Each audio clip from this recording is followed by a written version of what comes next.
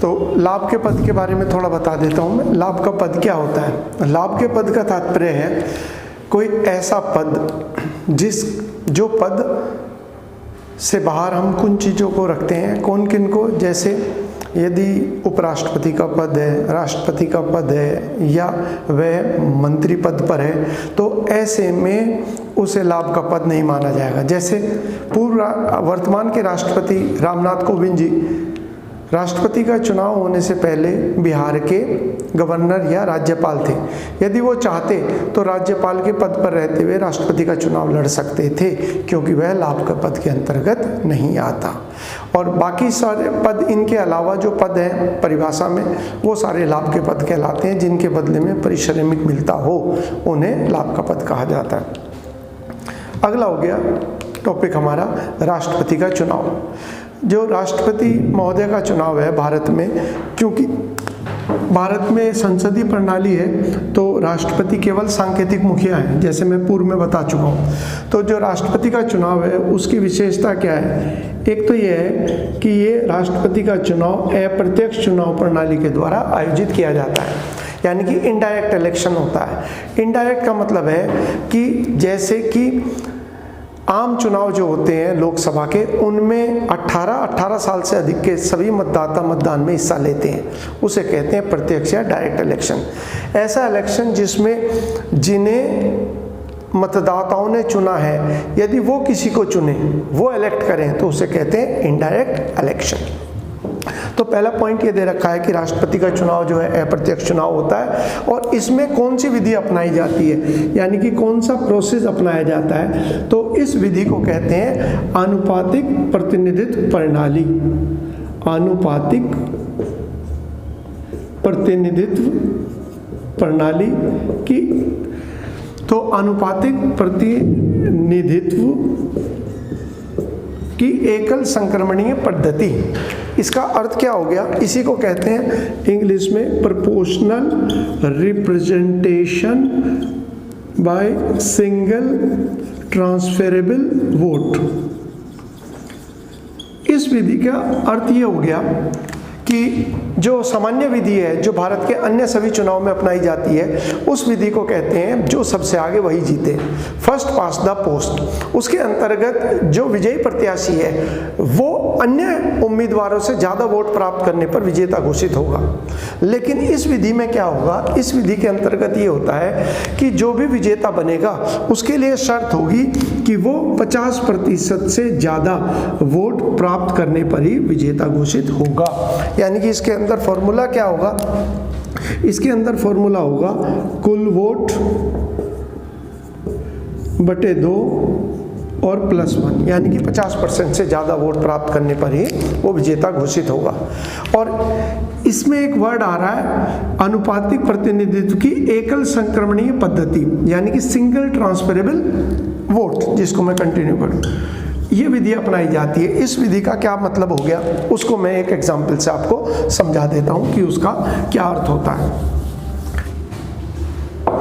तो ये विधि किस तरीके से है जिसे एकल संक्रमणीय पद्धति कहते हैं? वो विधि इस प्रकार से है कि जैसे A, B, C और D,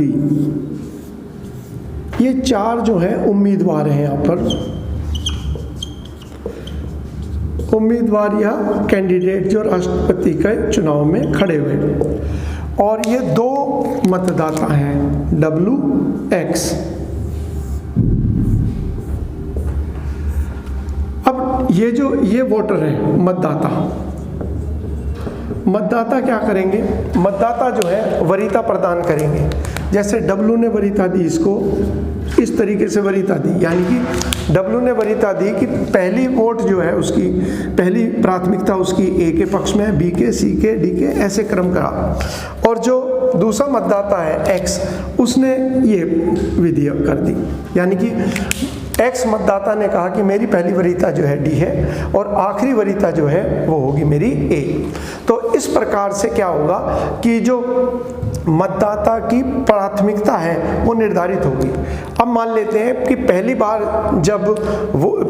जब वोटों की गिनती हुई तो किसी भी प्रत्याशी ने, किसी भी कैंडिडेट ने 50% से ज़्यादा वोट प्राप्त नहीं करी, तो ऐसी स्थिति में क्या होगा, ऐसी स्थिति के अंदर दोबारा मतगणना होगी, यानी कि दोबारा से काउंटिंग होगी। इसे कहते हैं द्वितीय मतगणना, इसे कहते हैं सेकेंड प्रेफरेंस वोट। मान लीजिए अब इसके अंदर देखिए, यहाँ पर हम मानते हैं कि ये जो दो कैंडिडेट हैं, मान लेते हैं इन दोनों कैंडिडेट की जो उम्मीदवारी है ये तो खत्म हो जाएगी बी और डी की। किस लिए खत्म हो जाएगी? वो इसलिए खत्म हो जाएगी क्योंकि इनकी जो पहली बार की गिनती है उसमें इनको बाकी दो ए और डी से कम वोट प्राप्त करें।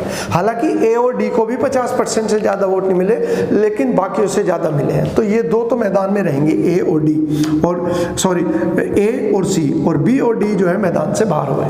अब दोबारा जब गिनती करी जाएगी तो क्या माना जाएगा कि जो एक्स मतदाता था उसकी जो पहली प्राथमिकता थी वो थी डी मैदान से बाहर हो गया, तो अब उसकी दूसरी प्राथमिकता किसके पक्ष में है? सी के। तो यानी कि जो एक्स का मत है दोबारा गिनती में सी के पक्ष में गिना जाएगा, क्योंकि उसने अपनी दूसरी वरीयता सी को प्रदान करी थी। इस प्रकार से जब दोबारा गिनती होगी तो जो विजेता प्रत्याशी है उसे 50% से ज़्यादा वोट प्राप्त होगी, और देश में केवल एकमात्र राष्ट्रपति जो हैं वो वीवी गिरी थे जिनके चुनाव के अंदर दोबारा गिनती करने की आवश्यकता हो। उनके पहले और उनके बाद भारत में इस द्वितीय मतगणना की आवश्यकता फिर से नहीं पड़ी। इसके बाद अगला पॉइंट दे दिया, जैसे इसमें दे रखा है कि प्रथम चरण आदि का समझाया हुआ, ये चित्र आप बना लीजिए बुक के अंदर ताकि आप इसे समझ सकें। अगला पॉइंट दे दिया कि चुनाव कौन कराता है? राष्ट्रपति का। तो देश के अंदर जितने भी चुनाव हैं राष्ट्रीय स्तर के या राज्य स्तर के, उन सारे चुनाव को हमारे यहाँ कराता है इलेक्शन कमीशन। तो चुनाव कराने की जो जिम्मेदारी है वो देश के निर्वाचन आयोग की है, जो केंद्रीय स्तर पर 3 स्तर का गठित किया जाता है। तो राष्ट्रपति का चुनाव भी निर्वाचन आयोग या इलेक्शन कमीशन ही कराएगा। बस एक मामले में अलग है कि जो विवाद होगा राष्ट्रपति के चुनाव से संबंधित, विवाद का निपटारा जो है वो सुप्रीम कोर्ट के द्वारा किया जाएगा, यानी कि देश का जो उच्चतम न्यायालय है वो राष्ट्रपति के चुनाव से उपजे विवादों का निपटारा करेगा। इस मामले में अन्य चुनाव और राष्ट्रपति का चुनाव भिन्न है। अगला दे दिया, राष्ट्रपति का चुनाव जो है वो कौन से अधिनियम के अंतर्गत है, वो आप देख लीजिएगा। ये इतना लोकप्रिय सवाल नहीं है, कौन से अधिनियम? 1952 राष्ट्रपति एवं उपराष्ट्रपति अधिनियम 1952 के अंतर्गत राष्ट्रपति का चुनाव आयोजित कराता है। फिर हो गया चयनित होने के लिए कितनी वोट की, न्यूनतम वोट कितनी चाहिए? अभी मैंने आपको जिक्र किया है कि जो न्यूनतम वोट है राष्ट्रपति के लिए वह कितनी है कि कुल वोट बटे 2 और +1, यानी कि 50% से ज़्यादा वोट प्राप्त करने पर ही उम्मीदवार को विजयी घोषित किया जाएगा। अगला हो गया, राष्ट्रपति का चुनाव निर्वाचन आयोग के द्वारा कराया जाएगा, लेकिन जो मुख्य चुनाव अधिकारी है वह कौन होता है? ये मैंने आपको लोकसभा जब पढ़ाया था उस समय भी जिक्र किया था, यानी कि चीफ जो इलेक्शन ऑफिसर होता है इसका, वह होता है लोकसभा का महासचिव। सेक्रेटरी जनरल जो होगा लोकसभा का वो आयोजित कराएगा और वही नतीजे भी घोषित करेगा। और मैंने आपको ये बताया था कि वर्तमान में जो 2020 में महासचिव है लोकसभा की, वो पहली महिला महासचिव है जिनका नाम है स्नेहलता श्रीवास्तव। इसके बाद हो गए राष्ट्रपति का चुनाव। देखिए, अगर हम भारत को तुलना करें कई अन्य देशों से, कुछ प्रमुख देशों में ब्राज़ील, रूस, अमेरिका, तो हम पाते हैं कि वहाँ पर तो बहुत सारी पाबंदियाँ हैं कि राष्ट्रपति कितनी बार चुनाव लड़ सकता है, लेकिन भारत के अंदर राष्ट्रपति के लिए चुनाव लड़ने पर कोई पाबंदी नहीं है। जितनी बार चाहे वो राष्ट्रपति पद का चुनाव लड़ सकता है और अपने पद पर बना रह सकता है। तो हमारे यहाँ पर बाध्यता नहीं है, जैसे अमेरिका में है। अमेरिका में हो गया कि 2 बार से ज़्यादा जो है कोई प्रत्याशी राष्ट्रपति पद का चुनाव नहीं लड़ेगा। ऐसे ही रूस में भी कुछ विधान है जिसका जिक्र मैं आगे करूँगा, ब्राज़ील में भी है, तो वो पाबंदी भारत में नहीं है। अगला हो गया निर्वाचन मंडल। राष्ट्रपति का जो चुनाव है उस चुनाव में कौन से मतदाता हिस्सा लेते हैं, जिनका मैंने जिक्र तो किया था कि मतदाता, एक एग्जाम्पल में समझाया था आपको कि मतदाता WX है। यहाँ पर मतदाता कौन होगा? जो विधि होती है चुनाव की जिसे कहते हैं जो सबसे आगे वही जीते। इसके अंदर तो 18 और 18 साल से अधिक के जितने भी आयु के मतदाता हैं भारतीय, वो मतदान में हिस्सा लेते हैं।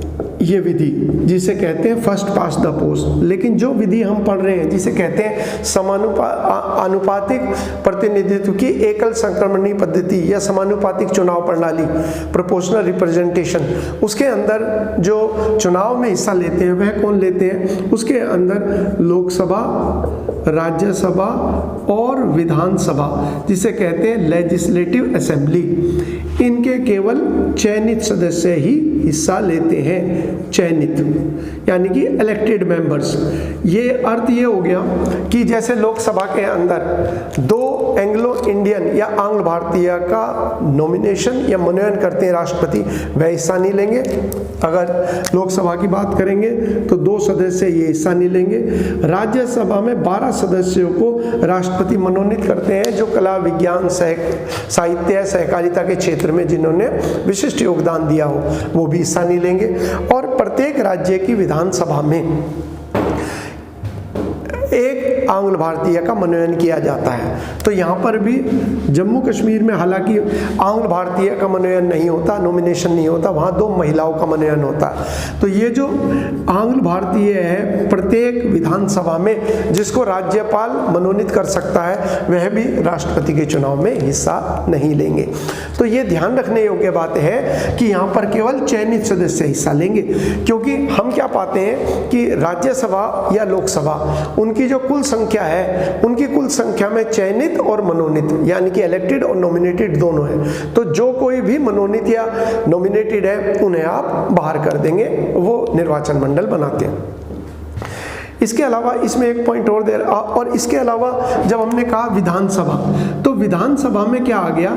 विधानसभा के अंदर एक तो आगे भारत के राज्य, और इसके अलावा हमारे यहाँ दिल्ली, पुदुचेरी और अब जम्मू कश्मीर भी संघ शासित प्रदेश बन गया है। तो इन संघ शासित प्रदेश, इन यूनियन टेरिटरीज के अंदर भी विधानसभाएं हैं, तो वो विधानसभाएं भी राष्ट्रपति के चुनाव में हिस्सा लेंगी। फिर अगला पॉइंट दे दिया, ये CDS का क्वेश्चन है। देखिए, किसी राज्य के अंदर जो विधानसभा गठित होती है वहाँ एक ऐसी स्थिति भी उत्पन्न हो सकती है कि विधानसभा निलंबित कर दी जाए, सस्पेंड कर दी जाए। ये कब स्थिति उत्पन्न होती है समझिए इसको।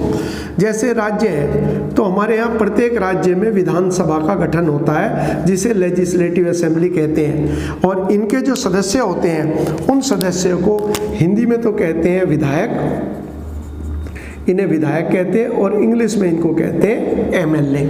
तो ये जो विधायक और MLA है ये जनता के द्वारा चुने जाते हैं, और ऐसी परिस्थितियां भी कभी कभार उत्पन्न हो जाती है कि उस राज्य में यदि संवैधानिक रूप से कार्य नहीं हो पा रहा तो राष्ट्रपति वहां पर राज्यपाल को अपना प्रतिनिधि के रूप में कार्य करने का आदेश देते हैं। उसे कहते हैं राष्ट्रपति शासन, या उसे कहते हैं प्रेसिडेंट रूल, जिसे राज्य आपातकाल भी कहते हैं, अनुच्छेद 356। तो यदि किसी राज्य के अंदर राष्ट्रपति शासन लगता है, या जिसे हम आम भाषा में राज्य आपातकाल या स्टेट इमरजेंसी कहते हैं, तो राष्ट्रपति शासन के दौरान 2 काम हो सकते हैं, या तो विधानसभा को भंग कर दिया जाए या विधानसभा को निलंबित या सस्पेंड कर दिया जाए।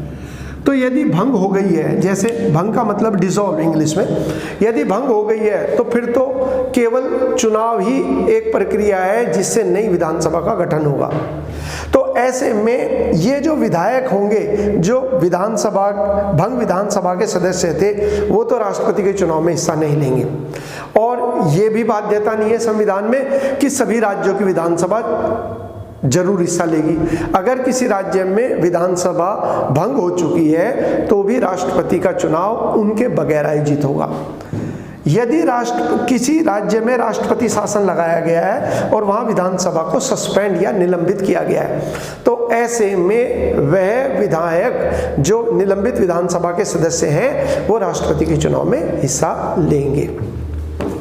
अगला पॉइंट हो गया इसके अंदर कि राष्ट्रपति का जो चुनाव लड़ना चाहता है उम्मीदवार, वो कैसे प्रत्याशी बनता है, यानी कि क्या क्या उसके लिए आवश्यकताएं हैं। तो राष्ट्रपति पद का चुनाव लड़ने के लिए जो जरूरी है वो ये है कि जो भी राष्ट्रपति का चुनाव लड़ना चाहता है उसमें 50-50 का नियम लागू होगा। इसका अर्थ ये हो गया कि जो मतदाता हैं राष्ट्रपति के चुनाव में जो हिस्सा लेते हैं उनके 50 मतदाता तो उनके नाम को प्रस्तावित करेंगे, मीन्स उनके नाम को प्रपोज करेंगे, और बाकी 50 मतदाता जो हैं उनके नाम को सेकंड करेंगे, अनुमोदित करेंगे। तो 50 तो उनके नाम को रखेंगे और 50 उस पर हामी भरेंगे। उसके बाद वो प्रत्याशी जो है राष्ट्रपति चुनाव लड़ने के लिए नामांकन भर सकता है, और साथ ही साथ उसकी जो जमानत राशि है वो 15,000 रुपये रखी गई है। और ये रिजर्व बैंक ऑफ इंडिया, भारतीय रिजर्व बैंक में जमा होती है। और जमानत राशि का जो क्वेश्चन है वो एसएससी के एग्जाम में आया हुआ है। ये पूछा गया है कि जमानत जब्त कब होती है, और किसी भी राजनेता के लिए जो चुनाव लड़ता है यदि उसकी जमानत जब्त होती है तो एक प्रकार से उसके जो राजनीतिक कैरियर है उस पर एक कलंक की तरह माना जाता है। और जमानत जब्त कब होती है ये सवाल आया था एसएससी के एग्जाम में। तो कोई भी चुनाव हो उसमें जमानत जब्त होने के लिए एक ही प्रक्रिया है, यदि कुल वोट जितने पड़े हैं उसमें 1/6 से कम वैध मत प्राप्त हुए हों। जितने लीगल वोट्स थे उनमें कुल वोट में 1/6, मान लीजिए किसी चुनाव के अंदर 60 वोट पड़े हैं, तो यानी कि कम से कम उसे क्या मिलने चाहिए, उसे कम से कम 10 वोट मिलने चाहिए। ऐसी स्थिति में उसका पैसा वापस मिल जाएगा। और यदि ऐसा नहीं हो पाता, यानी कि उसे 9 वोट मिलते हैं इस परिस्थिति में, तो उसकी जमानत जब्त हो जाएगी। अगला पॉइंट दे दिया कि जैसे हमने कहा कि राष्ट्रपति के चुनाव में जो हिस्सा लेने वाले हैं वो कौन कौन है। एक तो है विधायक, जिनको कहते हैं एमएलए।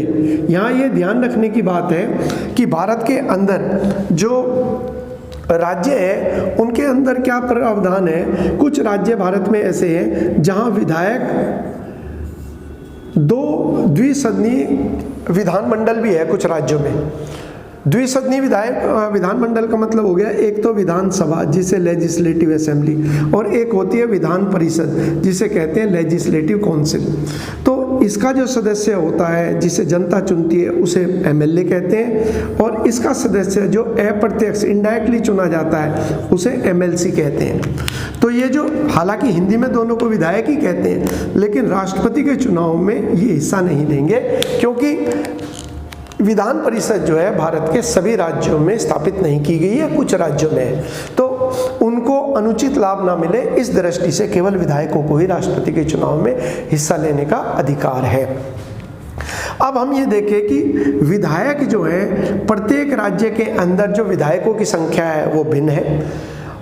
यानी कि एक राज्य तो हो गया उत्तर प्रदेश, जहां जिसकी जनसंख्या जो है वो भारत में सबसे ज़्यादा है, और एक राज्य हो गया सिक्किम जिसकी जनसंख्या सबसे कम है।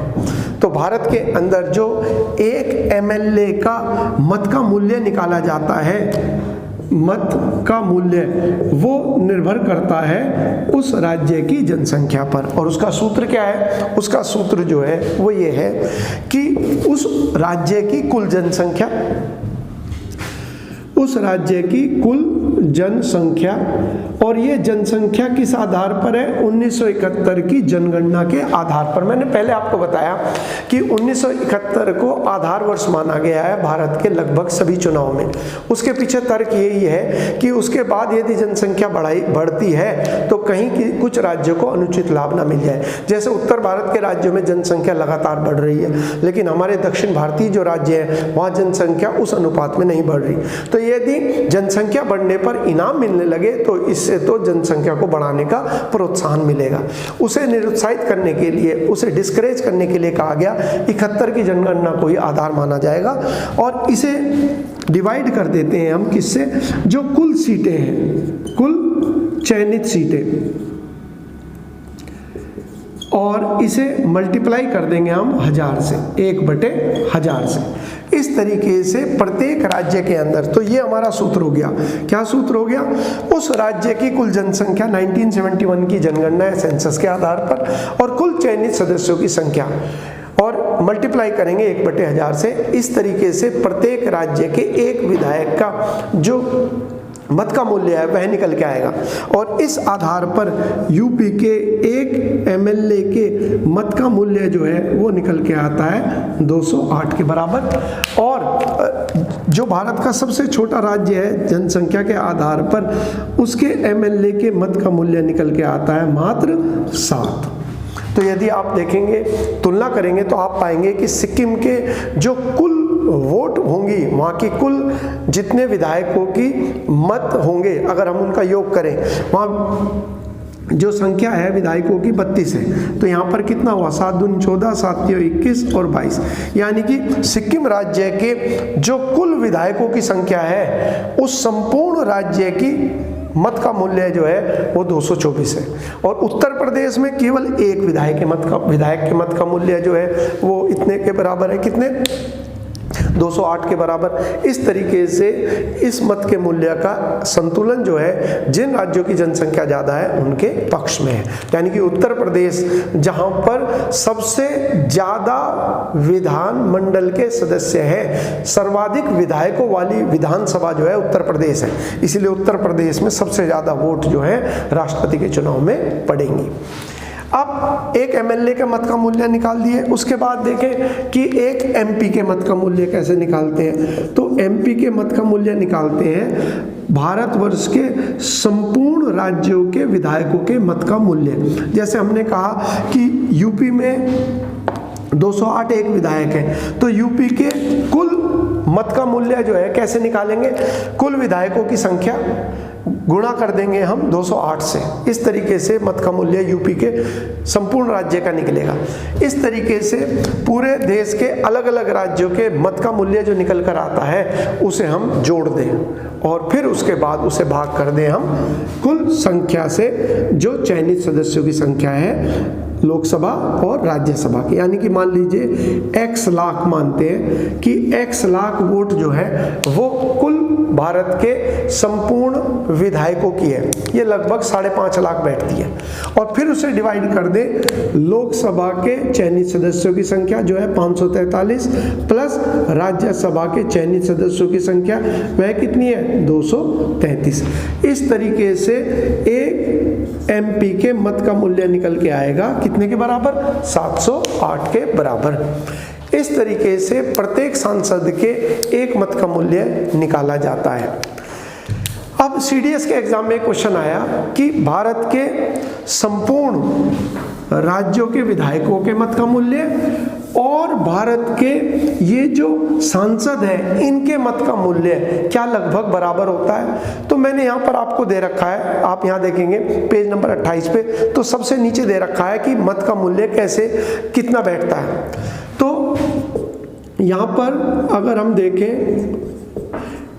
5, 4 ये,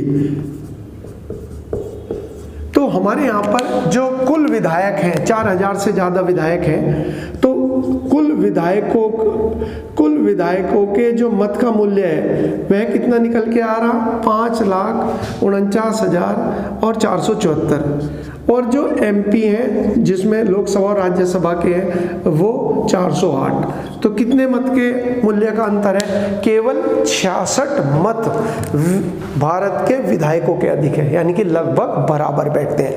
तो सारे देश के विधायक एक तरफ और दिल्ली में बैठे हुए लोकसभा और राज्यसभा के सांसद एक तरफ, मत का मूल्य लगभग बराबर है। इसके बाद अगला पॉइंट आ गया इसमें कि भारत में कौन से राष्ट्रपति के चुनाव में दोबारा मतगणना की आवश्यकता पड़ी। मैंने जब आपको पढ़ाया था समानुपातिक चुनाव प्रणाली या अनुपातिक चुनाव प्रणाली या प्रोपोर्शनल रिप्रेजेंटेशन, उसमें मैंने एक एग्जाम्पल आपको दिया था XYABCD करके। उसके अंदर ये बताया था कि दोबारा गिनती करने की जरूरत केवल भारत के चौथे राष्ट्रपति के चुनाव में पड़ी थी, वो थे वीवी गिरी। वीवी गिरी जो है वो भारत के राष्ट्रपति बने थे 1969 में। और एसएससी के एग्जाम में, सीडीएस के एग्जाम में ये पूछा था कि ये कौन से राष्ट्रपति हैं, तो ये भारत के चौथे राष्ट्रपति बने थे। इनके चुनाव में दोबारा मतगणना की आवश्यकता पड़ी थी। क्यों पड़ी थी आवश्यकता? इसलिए पड़ी थी क्योंकि उस समय पर 1969 में जो कांग्रेस पार्टी थी, उस पार्टी में दो गुट बन गए। एक तो इंदिरा गांधी को समर्थित करता था और एक गुट जो है पुराने वयोवृद्ध कांग्रेसियों को समर्थित करता था। तो जब कांग्रेस पार्टी ने अपना प्रत्याशी खड़ा किया नीलम संजीवा रेड्डी को, तो इंदिरा गांधी के गुट ने उस समय के तत्कालीन उपराष्ट्रपति वीवी गिरी को आगे राष्ट्रपति का चुनाव लड़ने के लिए बढ़ाया और उन्होंने वीवी गिरी को समर्थन किया। इस प्रकार से जब वोटिंग हुई तो सरकार के जो प्रत्याशी थे नीलम संजीवा रेड्डी, उन्हें 50% से ज़्यादा वोट नहीं मिली और जब दोबारा गिनती कराई गई तो वीवी गिरी जो है विजेता घोषित हुए।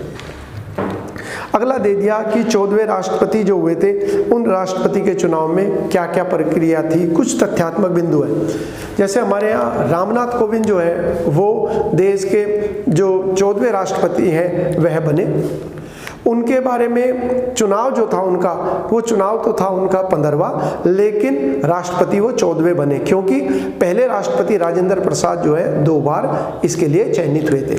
राष्ट्रपति का चुनाव जो है वो मतपत्र यानी कि बैलेट पेपर्स के थ्रू ही होता, उसमें ईवीएम मशीन का इस्तेमाल नहीं होता। उसमें 2 रंग के पेपर होते हैं, एक तो होता है हरे रंग का सांसदों के लिए और एक होता है गुलाबी रंग का विधायकों के लिए, और एक पेन दिया जाता है जिस पेन से ही सबको अपनी वरीयता लिखनी होती है।